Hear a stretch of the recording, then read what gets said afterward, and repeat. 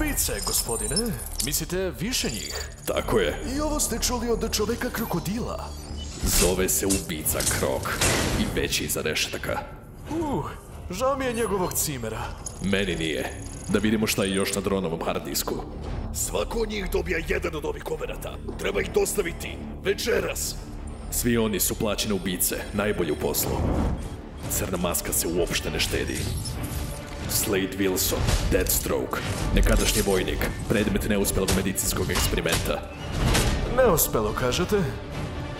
Garfield Linz, poznatiji kao Svitac. Opekotine čini 90% njegovog tela. Njegova obsesija bit će njegov kraj. Baš me podsjeća na nekoga. Evo nekoga koga ne poznajem. Bakroglavka. Čudno. Ovi izveštaji spominju muškarca, ne ženu. 14 begova, ha? Pa nećeš pobeći iz... Šta bre?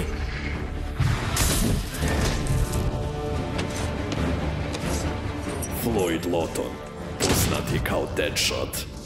Stoj! Ovdje kaže da je stručan strelac. Kako za Boga? Osumnjičen za dosta ubistava. Opasan, ali nemaran. Ulični mangup pod imenom Lester Bučinski. Zove sebe Električar. Šokantno. Živa.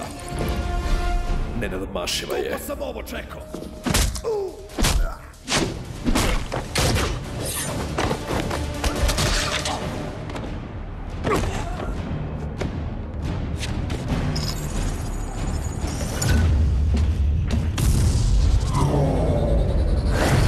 Bane, ovdje, u Gothamu.